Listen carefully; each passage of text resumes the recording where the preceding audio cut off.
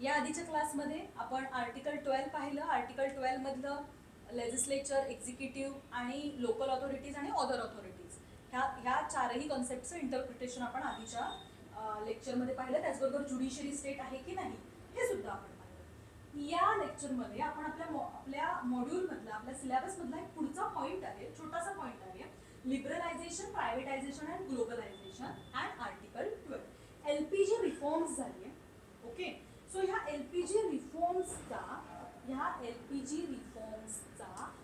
काय परिणाम झालाय आर्टिकल 12 वरती हे आपण या पॉइंट अंडर समजून घेऊ. Okay, so liberalisation, privatisation and globalisation are interconnected economic policies. या काय आहेत? एकमेकांशी कनेक्टेड असलेल्या इकॉनॉमिक पॉलिसीज आहेत. Okay, liberalisation involves reducing government regulations and restrictions on economy.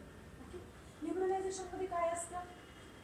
Liberal form of government किंवा लिबरलायझेशन जे गव्हर्नमेंटचे रेग्युलेशन्स असतात, रिस्ट्रिक्शन्स असतात इकॉनॉमिक ऍक्टिव्हिटीजवरच्या, त्या कमी होतात यामध्ये आणि कॉम्पिटिशन वाढते. ओके, या कोणीही या आणि हे मार्केट कॅप्चर करा, काम करा. ओके, सो हा अप्रोच असतो लिबरलायझेशन मध्ये. ओके, लिबरल होतं गव्हर्नमेंट थोडंसं, म्हणजे फक्त आमचेच लोक, आमचंच काम असं न म्हणता थोडंसं ओपन मार्केट तयार केलं जातं. प्रायव्हेटायझेशन, आता गव्हर्नमेंटचं सगळीकडेच कंट्रोल गव्हर्नमेंटला झेपत नाही बऱ्याचदा. तर इथे प्रायव्हेटायझेशन मध्ये काय होतं? गव्हर्नमेंटची जी काही मोनोपॉली असते, गव्हर्नमेंट ओन जे काही बिझनेसेस असतात तर ते कमी केले जातात आणि प्रायव्हेट एंटिटीजकडे ते ट्रान्सफर केले जातात, प्रायव्हेट सेक्टरला प्रमोट केले जातात. आता ग्लोबलायझेशन आपल्या सगळ्यांनाच माहिती आहे. ग्लोबलायझेशन, जग हे एक खेड होतं, आपण खूप आधीपासून ऐकत आलोय. ओके, म्हणजे काय तर जग खूप जास्त जवळ यायला लागलंय. लिबरलायझेशन वाल्या ऍक्टिव्हिटीज असतील, प्रायव्हेटायझेशन वाल्या ऍक्टिव्हिटीज असतील आणि आपली ओपन इकॉनॉमी बेसिकली, यामुळे ही ग्लोबलायझेशन साध्य होत आहे. आता increasing interconnectedness, national economics through trade, investment and cultural exchange. बघा, ट्रेड आणि इन्व्हेस्टमेंट तर आहेच, पण त्याचबरोबर कल्चर सुद्धा एक्सचेंज होत आहे.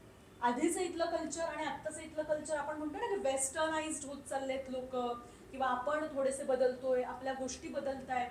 सो हे कशामुळे शक्य होत आहे? तर हे ग्लोबलायझेशनमुळे होत आहे. इथलं कल्चर, इथली जी काही सांस्कृतिक गोष्टी आहेत त्या बाहेर जात आहेत, बाहेरच्या आपल्याकडे येत आहेत आणि ही देवाणघेवाण होते. सो इथे काय आहे?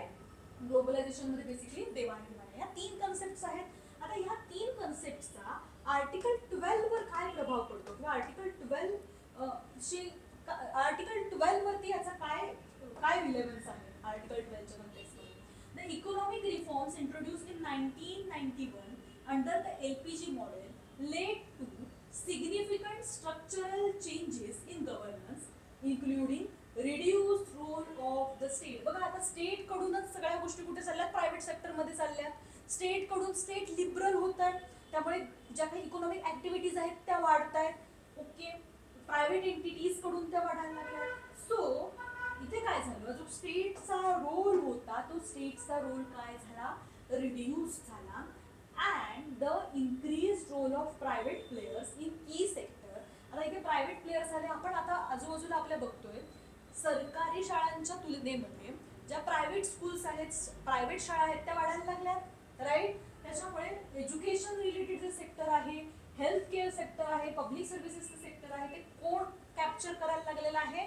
या प्रायव्हेट एंटिटीज कॅप्चर करायला लागलेल्या आहेत because of this LPG reforms. Okay, this shift has created new challenges. Okay, आतापर्यंतच आपलं चॅलेंजेस होतं की अदर ऑथॉरिटीज मध्ये काय येणार? युनिव्हर्सिटीज येणार का? मग तिथे RD शेट्टीने काहीतरी इन्स्ट्रुमेंटॅलिटी टेस्ट दिली, तर मग त्या इन्स्ट्रुमेंटॅलिटी टेस्टमध्ये बसतंय का बघून आपण ठरवायला लागलो की हा हे गव्हर्नमेंटल फंक्शन परफॉर्म करतंय, हे गव्हर्नमेंटनी एड केलेली इन्स्टिट्यूट आहे, त्याचबरोबर ह्यांची मोनोपॉली सुद्धा आहे पब्लिक सेक्टरमध्ये, तर मग हे स्टेट आहे असं आपण ठरवत होतो अदर ऑथॉरिटीजमध्ये. तेव्हा तेच आपल्याला इंटरप्रिटेशनसाठी इतकं हेवी वाटत होतं. आता लक्षात घ्या, आता हे प्रायव्हेट प्लेयर्स आलेले आहेत LPG रिफॉर्म्स नंतर, तर मग आर्टिकल 12चं जे इंटरप्रिटेशन आहे, हे आर्टिकल 12चं इंटरप्रिटेशन अजून जास्त कॉम्प्लेक्स झालेलं आहे. This shift has created new challenges in the interpretation and application of Article 12 of the Indian Constitution. So article 12च्या हे इंटरप्रिटेशनमध्ये एक वेगळ्या प्रकारचा शिफ्ट आपल्याला ह्या LPG रिफॉर्म्स नंतर दिसून येतोय.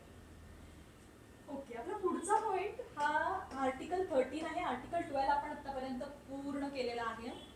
ओके, आर्टिकल 12 मध्ये स्टेट कशाला म्हणायचं, इथपासून ज्युडिशरी स्टेट आहे की नाही, आणि त्यानंतर आता हे LPG रिफॉर्म्स वाला हा छोटासा पॉईंट की हे बेसिकली हे रिफॉर्म्स रिलेटेड काय सांगायचे त्यांना, किंवा हा पॉईंटमध्ये काय एक्सपेक्टेड आहे.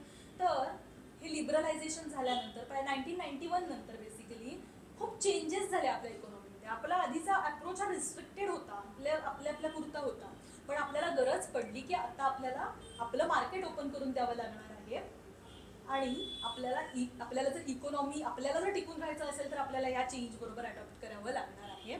आणि त्यानंतर आता हे प्रायव्हेट प्लेयर्स आलेत. आता प्रायव्हेट जे प्लेयर्स आहेत ते काही प्रायव्हेट प्लेयर्स हे काय बघणार, बेसिकली LPG रिफॉर्म्समध्ये आलेले प्रायव्हेट प्लेयर्स काय बघणार, ते त्यांचा नफा बघणार, प्रॉफिट बघणार. ओके, तुम्ही एखादी कंपनी स्टार्ट केलीत आणि त्या कंपनीमध्ये तुम्ही असं म्हणाल का आम्ही लोकांच्या कल्याणासाठी, नाही म्हणत. का नाही म्हणत, कारण त्यांचा बेसिक मोटिव्ह हा असतो की आम्हाला प्रॉफिट अर्न करायचं आहे, आम्हाला जास्तीत जास्त त्याच्यातून पैसे कमवायचे आहेत. मग जेव्हा तुम्ही गव्हर्नमेंटल फंक्शन्स अशा प्रायव्हेट एंटिटीजकडे देता, पब्लिक फंक्शन्स देता, तेव्हा मग अजून कॉम्प्लेक्स गोष्टी तयार व्हायला लागतात, राईट.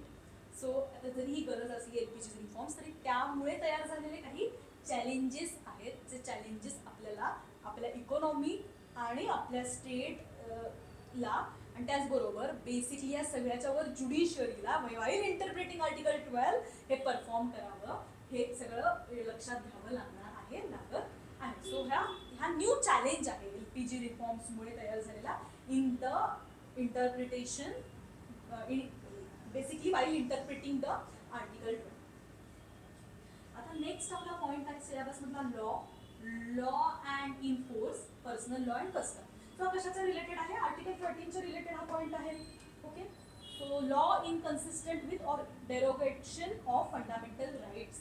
जे इनकन्सिस्टंट लॉ आहेत, डेरोगेटरी आहेत, ते आपण नेक्स्ट क्लासमध्ये बघूया. 13 आर्टिकल व्यवस्थित कवर तिथे आपण करू.